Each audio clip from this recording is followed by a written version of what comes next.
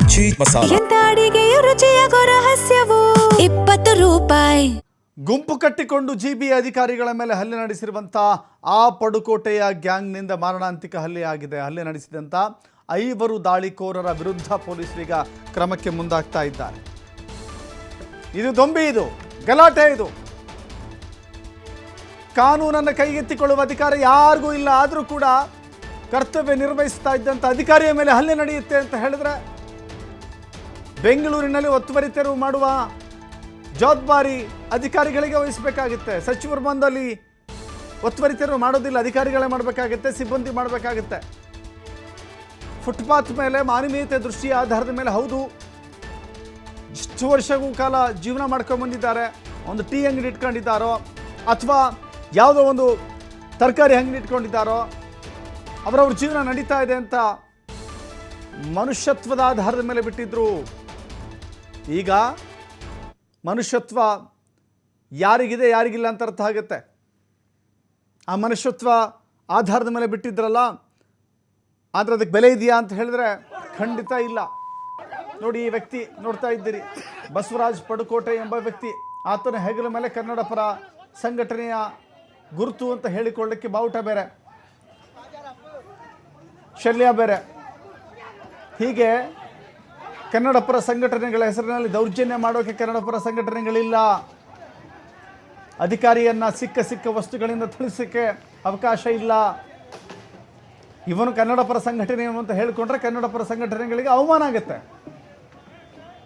ಏನು ಮಹಾ ಘನಂದಾರಿ ಕೆಲಸ ಮಾಡಿಲ್ಲ, ಮಾಡಿದ್ದು ಒಬ್ಬ ಸರ್ಕಾರಿ ಕರ್ತವ್ಯದಲ್ಲಿದ್ದಂಥ ವ್ಯಕ್ತಿಯ ಮೇಲೆ ಹಲ್ಲೆ ಮಾಡಿದ್ದಾನೆ. ಅದು ತಾನೊಬ್ಬನೇ ಅಲ್ಲ, ಗುಂಪು ಕಟ್ಟಿಕೊಂಡು ಹೀಗೆ ಬೀದಿಯಲ್ಲಿ ಫುಟ್ಪಾತ್ ಮೇಲೆ ಬೀಳುವಂತೆ ತಳ್ಳಿದ್ದಾರೆ. ಸೆಕ್ಷನ್ 307 ಅಡಿಯಲ್ಲಿ ಈಗ ಪ್ರಕರಣ ದಾಖಲಿಸಲಾಗುತ್ತೆ. ನಮ್ಮ ಕರ್ನಾಟಕ ಸೇನೆ, ಸಂಘಟನೆ ಹೆಸರು ನಮ್ಮ ಕರ್ನಾಟಕ ಸೇನೆ. ಆ ಸಂಘಟನೆಯ ಮುಖ್ಯಸ್ಥ ಅಂತ ಈತ. ಕನ್ನಡ ಪರ ಸಂಘಟನೆಯಾಗಿ ಗುರುತಿಸಿಕೊಂಡಿದೆ ಆ ಸಂಘಟನೆ. ನೋಡಿ, ಸಂಘಟನೆ ಬಗ್ಗೆ ನಾವ್ಯಾರು ಮಾತನಾಡೋದಿಲ್ಲ. ಇಂಥ ಸಾವಿರಾರು ಸಂಘಟನೆ ಇದ್ದರೂ ಕೂಡ ಕನ್ನಡವನ್ನು ಕಟ್ಟೋದಕ್ಕೆ, ಕನ್ನಡವನ್ನು ಬೆಳೆಸೋದಕ್ಕೆ, ಕನ್ನಡತನವನ್ನು ಉಳಿಸ್ಕೊಳ್ಳೋದಕ್ಕೆ. ಹಾಗಂತ ಅಧಿಕಾರಿಗಳ ಮೇಲೆ ದೌರ್ಜನ್ಯ, ದರ್ಪ, ಗುಂಡಾಗಿರಿ ನಡೆಸೋಕ್ಕಲ್ಲ. ಅಧಿಕಾರಿಗಳನ್ನು ಸಿಕ್ಕ ವಸ್ತುಗಳಿಂದ ಹೊಡೆಯೋದಕ್ಕಲ್ಲ, ರೌಡಿಸಮ್ ಮೆರೆಯೋದಕ್ಕಲ್ಲ, ದೊಂಬಿ ಎಬ್ಬಿಸೋದಕ್ಕಲ್ಲ. ವಿಡಿಯೋ ಸ್ಪಷ್ಟವಾಗಿ ಹೇಳುತ್ತೆ, ಆ ವ್ಯಕ್ತಿ ಇರೋದನ್ನು, ಹೀಗೆ ಹೊಡೆಯೋದನ್ನು, ತಳ್ಳೋದನ್ನು, ನೂಕೋದನ್ನು, ಗಲಾಟೆಗೆ ಅಲ್ಲಿರುವಂಥ ಜನರನ್ನು ಹುರಿದುಂಬಿಸೋದನ್ನು.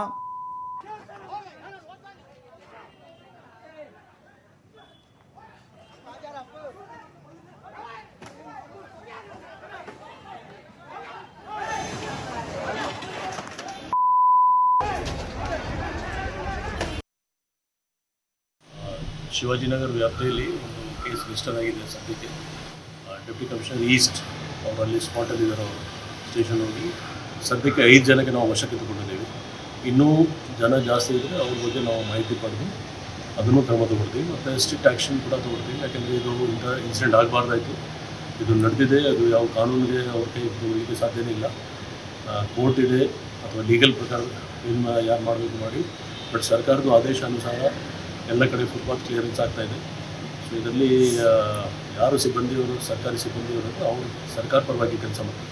ಸೊ ಇಂಥದ್ದು ಕೆಲಸ ಮಾಡುವಾಗ ಯಾರಿಗೆ ಕಾನೂನು ಕೈಗೆ ತಗೊಳ್ಳಿಕ್ಕೆ ಪ್ರಶ್ನೆ ಇಲ್ಲ. ನಾವು ನಿರ್ದಿಷ್ಟವಾಗಿ ನಾವು ಸ್ಟ್ರಿಕ್ಟ್ ಆ್ಯಕ್ಷನ್ ತೊಗೊಳ್ತೀವಿ. DCP ಹೋಗಿದ್ರೆ ಜಾಯಿಂಟ್ ಕಮಿಷನರ್ ಹೋಗಿದ್ದಾರೆ.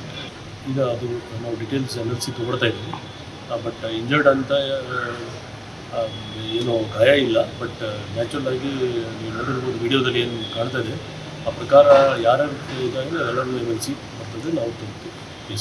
5 ಜನ ಅರೆಸ್ಟ್ ಮಾಡಿದ್ದೀವಿ. ಇನ್ನೂ ಜಾಸ್ತಿ ಜನ ಅಂತ ಅವ್ರ ಬಗ್ಗೆ ಕೂಡ ಕ್ರಮ ತಗೊಳ್ತೀವಿ. ಸದ್ಯಕ್ಕೆ 5 ಜನ ಅರೆಸ್ಟ್ ವಶಕ್ಕೆ ತಗೊಳ್ತೀವಿ. ಅದೆಲ್ಲ ವೆರಿಫೈ ಆಗ್ತದೆ. ಯಾಕೆಂದ್ರೆ ತಕ್ಷಣ ನಮ್ಮವರು ಅಟೆಂಡ್ ಆಗಿದ್ದಾರೆ. ಯಾವುದು ಸಂಬಂಧಪಟ್ಟಿರಲಿ, ಬಟ್ ಆ ಕಾನೂನು ಕೈಗೆ ತಗೊಳ್ಳಿಕ್ಕೆ